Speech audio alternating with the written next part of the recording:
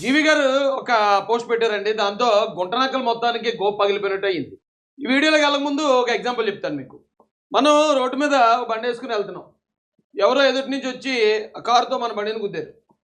గుద్దితే ఆ పక్కన కూర్చున్న 10 మంది పరిగెట్టుకుని వెళ్ళి ఆ కారులో ఉన్న ఆయన పట్టుకుని కొట్టి చంపేశారు అనుకోండి. ఎవరిని వేస్తారు లోపల? ఫస్ట్ మనల్ని వేస్తారు. ఎందుకంటే నీ బండికి ఇలా జరిగింది కాబట్టి వాళ్ళు వెళ్ళి కొట్టి చంపారు కాబట్టి వాళ్ళు నీ మనుషులు అయి ఉంటారు. నువ్వే అతన్ని కొట్టి చంపించి ఉంటామని మనం ఏ తప్పు చేయకపోయినా మనం లోపల దొబ్బుతారు. ఇది చిన్న లాజిక్. ఇదే లాజిక్ జీవీ రెడ్డి గారి మీద కూడా ప్రయోగించారు. ఆ జీవీ రెడ్డి గారు బండి వేసుకుని వెళ్ళేవాళ్ళలాగా అవతల నుంచి వచ్చే కారు ఒక తెలుగుదేశం పార్టీ అనుకుందాం. నిజంగా యాక్సిడెంట్ జరిగిందా లేదా తర్వాత కూడా జీవీ రెడ్డి గారికి సపోర్ట్ ఇస్తున్న ముసుగులో చంద్రబాబు నాయుడు గారిని బదనాం చేసేసారు. చంద్రబాబు నాయుడు గారిని కార్యకర్తలకు దూరం చేసే ప్రయత్నం చేశారు. చంద్రబాబు నాయుడు గారి మీద ఐఏఎస్ఎల్కి ఐపీఎస్ఎల్కి కొమ్ము కాస్తారు, వాళ్ళ మీదే ఆధారపడతారు తప్ప క్యాడర్ను పట్టించుకోవడానే ఒక బలమైన బురద చల్లడానికి చాలా గట్టి ప్రయత్నాలు చేశారండి. ఆ విషయం తెలివైనోడు జీవీ రెడ్డి గారికి తెలీదా? వెంటనే ఆయనకి అర్థమైపోయింది, ఒరే వీళ్ళు నన్ను బలిపశువు చేసేస్తున్నారు, వీళ్ళు బాగానే ఉంటారు, నన్ను వంక పెట్టుకుని చంద్రబాబు నాయుడు గారిని తిట్టేసి దీని అంతటికీ కారణం నేనే అనేది క్రియేట్ చేసేలా ఉన్నారా బాబు అని ఆయన పోస్ట్ పెట్టేశాడు. ఆ మాత్రం తెలివితేటలు ఉండవండి. ఏడు మనకేనా తెలివితేటలు జీవీ రెడ్డి గారికి ఉండవా?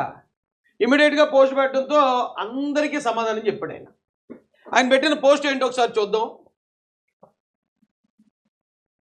నేను ఆల్రెడీ చెప్పుకుంటూనే వస్తున్నాను, రే బాబు కంగారు పడకండిరా, చంద్రబాబు నాయుడు గారిని విమర్శించకండిరా బాబు, రే మీకే చెప్తున్నాను, ఎదుటి పార్టీకి వైసీపీకి అలుసు ఇవ్వకండిరా, నాయకుడిని టార్గెట్ చేసుకోవటం పార్టీకి మంచిది కాదు. చంద్రబాబు నాయుడు గారి గొప్ప వ్యక్తిత్వం అలాంటి యంగ్స్టర్స్ పార్టీలో కొత్తగా వచ్చిన వాళ్ళు అందరికీ తెలుసు. ఆయన ఎవరిని మోసం చేద్దామనో ఎవరిని నాశనం చేద్దామని అనుకోడు. ఉన్నంతవరకు అవకాశం ఉన్నాకే ప్రయత్నిస్తాడు, పరిస్థితులు కుదరపోతే తప్ప. అలాగే జీవీ రెడ్డి గారు కూడా ఆయన చాలా ఇంపార్టెన్స్ వస్తాడని నేను మొత్తుకున్నాను. ఎవడని వినండి అన్నమాట కొద్దిమంది. అబ్బాయి కాదు, నువ్వు జీవీ రెడ్డి గారికి సపోర్ట్ చేయకుండా నువ్వు చంద్రబాబు నాయుడు గారికి సపోర్ట్ చేస్తావేంటని నన్ను కూడా తిట్టారు కొంతమంది. మరి వాళ్ళు తెలుగుదేశం ముసుగులో ఉన్న ఐపాక్ టీమా మరేంటో నాకు తెలియదు, కానీ వాళ్ళందరికీ సమాధానం చెప్తాడు. నేనేందుకు చెప్పడం, జీవీ రెడ్డి గారే చెప్తారు. నిన్న ప్రవేశపెట్టిన ఆంధ్రప్రదేశ్ రాష్ట్ర బడ్జెట్ కేవలం 33,000 కోట్ల అతి తక్కువ రెవెన్యూ లోటుతోనే 3,22,000 కోట్ల భారీ బడ్జెట్ని ప్రణాళికాబద్ధంగా రూపొందించారు. నేను నా వృత్తిని కొనసాగిస్తూ రాజకీయాలకు దూరంగా ఉన్నప్పటికీ శ్రీ నారా చంద్రబాబు నాయుడు గారి నాయకత్వం పట్ల, ఎవరి పట్ల అండి? శ్రీ నారా చంద్రబాబు నాయుడు గారి నాయకత్వం పట్ల నాకు ఎప్పటికీ గౌరవం అభిమానం ఉంటుంది. కొంతమంది పకోడీగాళ్ళు అయితే ఒక అడుగు ముందుకేసి చంద్రబాబు నాయుడు గారు ఆయన్ని పిలిపించి తెగ తిట్టేశారట, బండ బూతులు తిట్టేశారట. తిట్టేసి నువ్వు రాజీనామా చేస్తావా లేదా జీవీ రెడ్డి అని చెప్పి ఆయన ఒత్తిడి చేసి రాజీనామా చేయించారని కూడా కొంతమంది పనికిమాలిన పకోడీ అందువల్ల అనాలిసిస్ చేశారు. ఒకవేళ నిజంగా అదే జరుగుంటే ఆత్మాభిమానం కలిగిన జీవీ రెడ్డి ఈయన ఈరోజు నా చంద్రబాబు నాయుడు గారికి అనుకూలంగా మాట్లాడతాడా?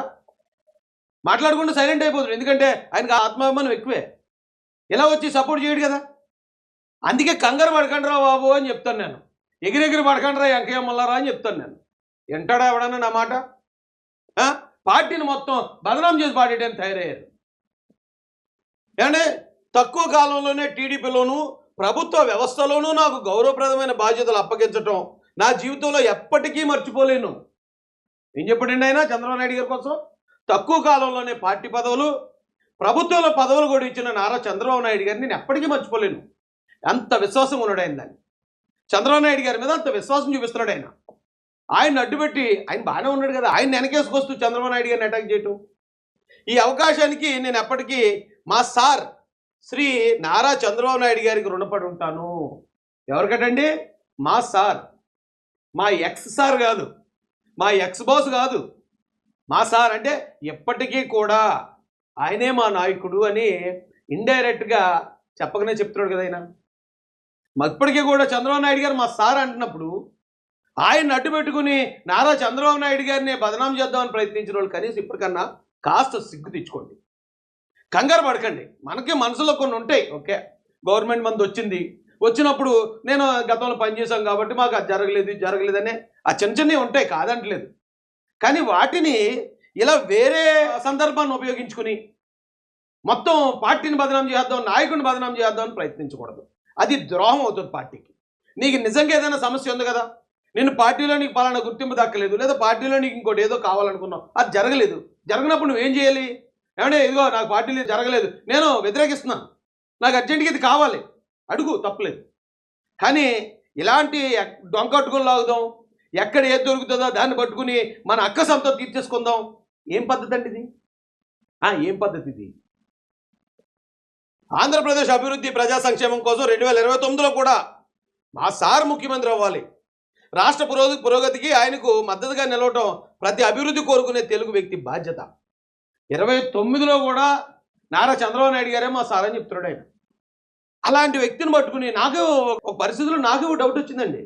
ఏంటంటే జీవి రెడ్డి గారు రాజీనామా చేసినట్టు చేసి ఏంటి వీళ్ళందరికీ కానీ పర్సనల్గా టచ్లోకి వెళ్ళి నన్ను నిజంగానే చంద్రబాబు నాయుడు గారు తిట్టారండి, లేకపోతే నాకు ఇలాగ అన్యాయం జరిగిందండి, మీరు అందరూ నాకు సపోర్ట్ ఎందుకు చేయరండి అని ఇంటర్నల్గా కానీ వీళ్ళందరినీ రెచ్చగొట్టాడా అని నాకు ఒక అనుమానం వచ్చిందండి.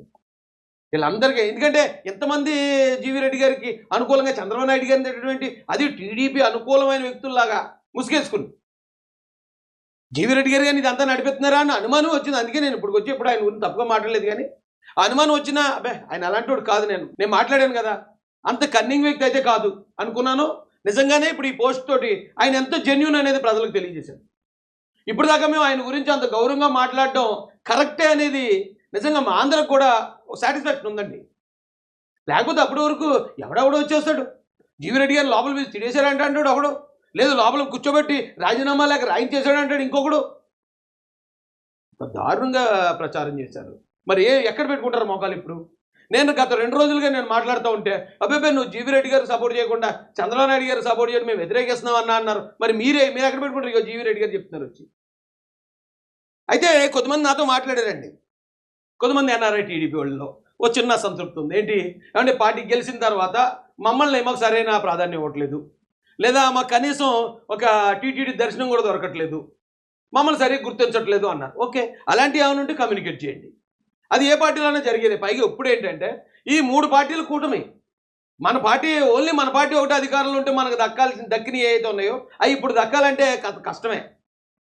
కాబట్టి అలా చిన్న వాటికి ఎవరో ఇంకొక ఆయన నేను టీవీలో డిబేట్లు చేశానండి, నాకు ఏదో నామినేటెడ్ పదవి ఇస్తానన్నారు, ఇవ్వలేదు అంటే ఓకే, ఆ బాధ ఉండొచ్చు, నేను దాన్ని కాదంటలేదు. కానీ మీ బాధ ఏదైతే ఉందో ఆ బాధనే బయటపట్టండి తప్ప ఇంకొకరి బాధను ఉపయోగించుకుని ఈ డొంక తిరిగిడి దాడి చేయడం మాత్రం చాలా తప్పండి, నేరం అది. ఓ పార్టీ అధినాయకుడిని బదనాం చేయాలనుకోవటం అంటే పార్టీని కూల్చాలని ప్రయత్నం చేశారు.